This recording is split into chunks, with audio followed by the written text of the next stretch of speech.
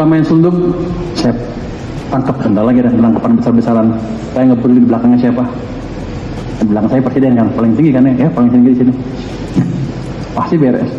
Di balik layar pemerintahan Indonesia ada gemuruh yang tak terlihat oleh banyak mata. Terkadang ketika langit ekonomi tampak cerah, angin kencang datang tanpa pemberitahuan. Menko Purbaya, seorang figur yang tenang namun tajam, baru-baru ini memberikan sinyal yang sangat mengejutkan. Apa yang sedang terjadi di balik pernyataan tegasnya? Sebentar lagi mungkin kita akan menyaksikan sebuah peristiwa besar yang akan mengubah wajah perekonomian Indonesia. Pernyataan Purbaya yang mengarah pada penangkapan besar-besaran bukanlah sekadar ancaman kosong. Di dunia politik dan ekonomi, kata-kata seperti ini memiliki kekuatan yang lebih dari sekadar informasi. Ini adalah sinyal bahwa sesuatu yang besar sedang dipersiapkan dan ketika tiba waktunya, dampaknya akan terasa di setiap sudut negeri. Apa yang sebenarnya menjadi dasar dari ancaman ini? Mungkin kita harus melihat lebih dalam pada akar masalah yang selama ini menggerogoti keuangan negara. Korupsi, penyalahgunaan wewenang, dan aliran dana ilegal sudah menjadi musuh utama dalam sistem perekonomian kita. Dalam setiap langkah reformasi, masalah ini selalu muncul kembali.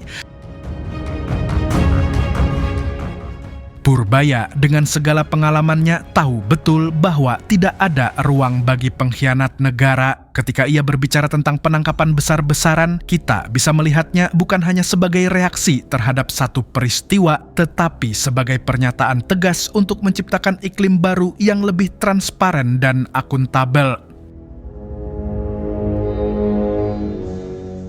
Namun, langkah berani ini tentu tak akan mudah, sebab dalam dunia politik Indonesia banyak pihak yang memiliki kekuatan besar, baik itu di sektor bisnis, politik, maupun dalam jalinan hubungan internasional. Menko Purbaya harus siap menghadapi rintangan besar. Ia tak hanya berhadapan dengan individu, tetapi juga dengan sistem yang sudah terlalu lama terlindungi. Ini bukan hanya soal uang yang hilang dalam proyek-proyek besar, ini adalah soal kepercayaan rakyat. Ketika pemerintah gagal menjaga integritasnya, maka yang hilang adalah kepercayaan terhadap masa depan negara. Dan itu adalah hal yang lebih berbahaya daripada korupsi itu sendiri. Sebentar lagi Indonesia akan menghadapi pilihan yang tidak mudah. Di satu sisi ada mereka yang menginginkan sistem lama yang penuh dengan kedok dan kepalsuan. Di sisi lain ada Purbaya dan mereka yang ingin memperbaiki jalan Indonesia meski harus melawan arus yang begitu kuat. Penangkapan besar-besaran ini bisa jadi adalah titik balik, sebuah momen yang akan menciptakan sejarah baru bukan hanya dalam bidang ekonomi, tetapi juga dalam politik Indonesia. Jika berhasil, ini akan menjadi tonggak bagi Indonesia untuk melangkah ke depan dengan kepala tegak, membebaskan diri dari jeratan korupsi yang telah mengikatnya begitu lama. Banyak yang mempertanyakan apakah langkah ini akan berhasil, apakah Purbaya mampu menghadapi sistem yang telah lama berakar, apakah ia akan mendapat dukungan yang cukup untuk menjalankan misinya. Ini adalah ujian besar, namun seperti kata pepatah, jika tak diuji, kita tak akan tahu seberapa kuat kita. Di balik penangkapan yang mungkin terjadi, ada harapan yang harus terus dipupuk. Harapan bahwa Indonesia bisa lepas dari rantai korupsi dan ketidakadilan. Bahwa negeri ini bisa menjadi tempat yang lebih baik untuk generasi mendatang yang akan tumbuh dalam lingkungan yang lebih adil dan transparan. Apa yang bisa kita pelajari dari langkah Purbaya ini? Pertama, keberanian untuk bertindak. Dalam dunia yang seringkali dipenuhi oleh ketidakpastian, kita harus berani mengambil keputusan meski penuh dengan risiko. Ini adalah bentuk keberanian yang seharusnya menginspirasi kita semua. Kedua, konsistensi dalam menjalankan visi. Purbaya tak hanya berbicara, ia bergerak. Mungkin tidak semua orang setuju dengan caranya, tapi yang pasti ia tak pernah mundur dari tujuan utamanya, menegakkan keadilan untuk negara ini. Namun, apakah penangkapan besar-besaran ini akan cukup? Tentu saja tidak. Ini adalah langkah pertama, namun perjalanan masih panjang. Dalam reformasi apapun, yang terpenting adalah memperbaiki sistem secara menyeluruh, bukan hanya menindak individu. Jika kita hanya melihat ini sebagai upaya untuk memberantas korupsi, kita akan gagal memahami gambaran besar. Ini adalah tentang membangun kembali fondasi ekonomi Indonesia yang lebih kuat dan lebih berdaya saing. Dan itu dimulai dengan menghilangkan praktik-praktik yang sudah mencemari sistem kita. Indonesia, sebuah negara besar dengan potensi luar biasa, sedang berada di persimpangan jalan. Salah satu jalan mengarah pada reformasi dan perubahan, sementara yang lainnya mengarah pada stagnasi dan ketidakpastian.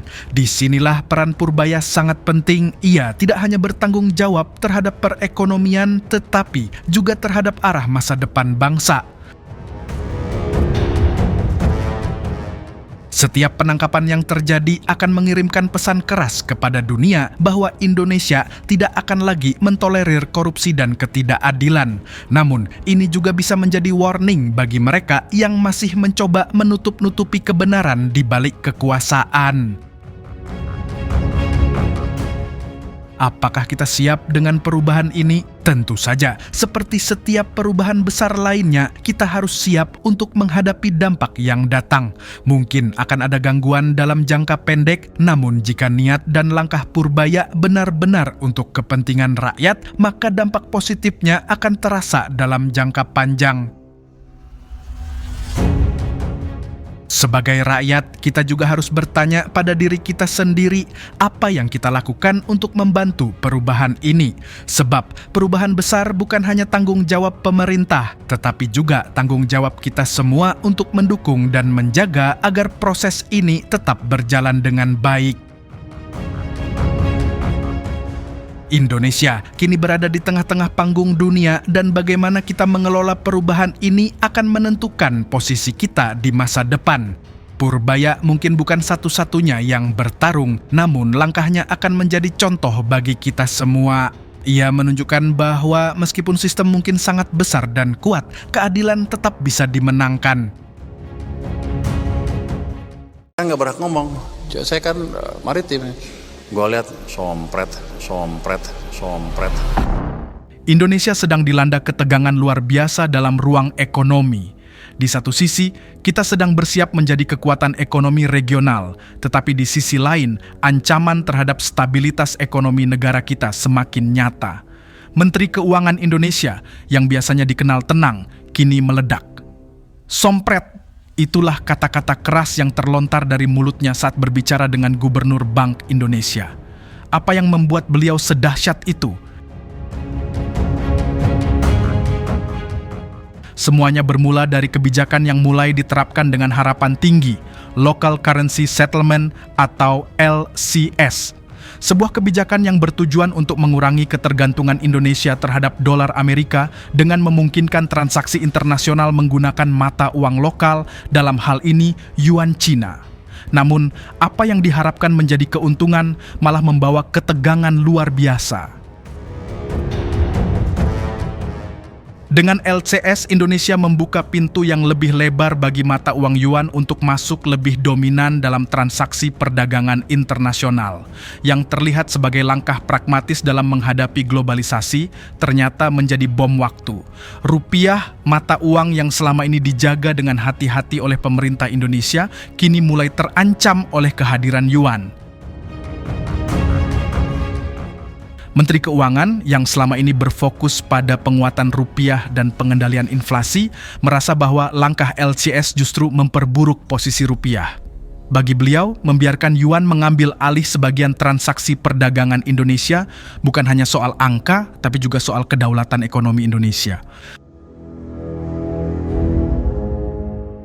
Sementara itu, di ruang rapat yang semakin panas, Gubernur Bank Indonesia tetap bersikukuh bahwa kebijakan LCS ini adalah langkah strategis yang harus diambil untuk mengurangi ketergantungan Indonesia terhadap dolar AS. Namun, bagi Menteri Keuangan, itu semua terasa seperti jalan menuju jurang. Kamu nggak ngerti apa yang sedang terjadi, teriaknya. Yuan bukan sekedar mata uang, dia adalah senjata ekonomi yang bisa membombardir posisi rupiah. Bayangkan saja, jika transaksi lebih banyak dilakukan dengan yuan, maka Indonesia bisa menjadi lebih tergantung pada kebijakan moneter Cina.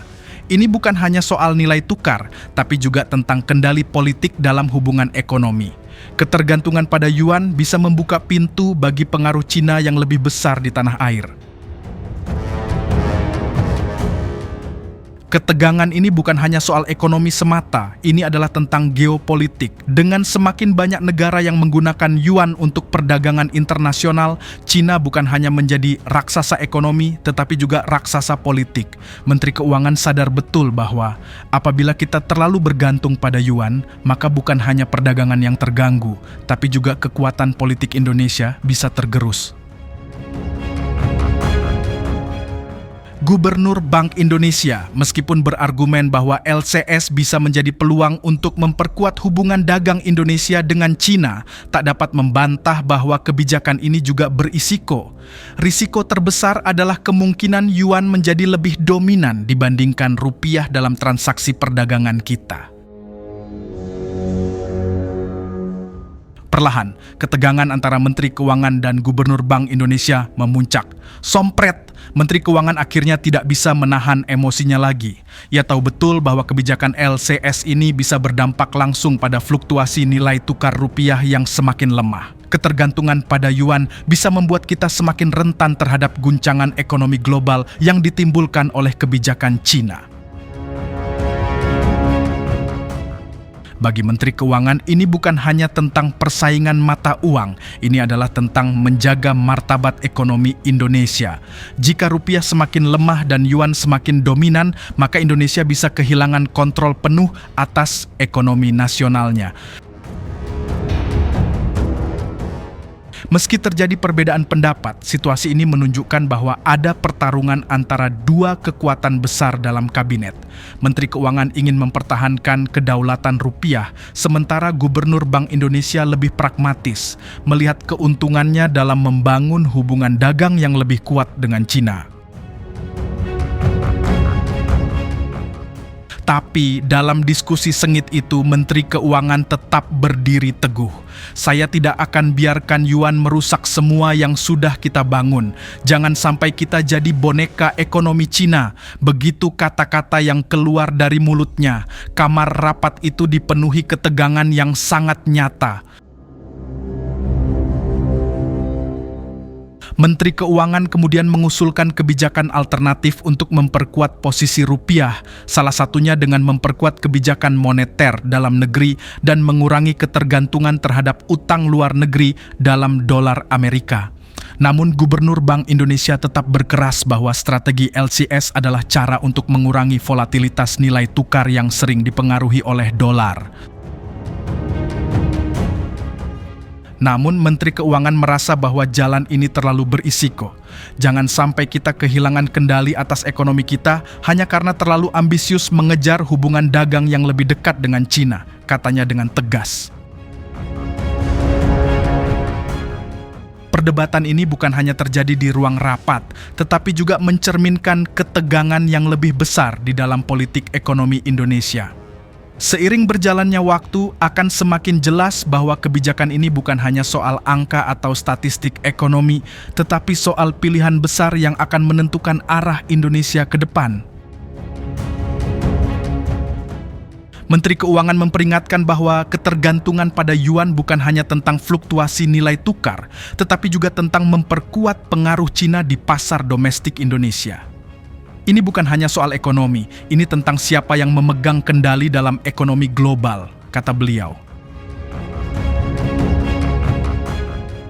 Apa yang terjadi di Indonesia adalah cerminan dari perubahan besar yang terjadi di dunia. Negara-negara besar seperti Cina tidak hanya mengejar kekuatan ekonomi tetapi juga kekuatan geopolitik.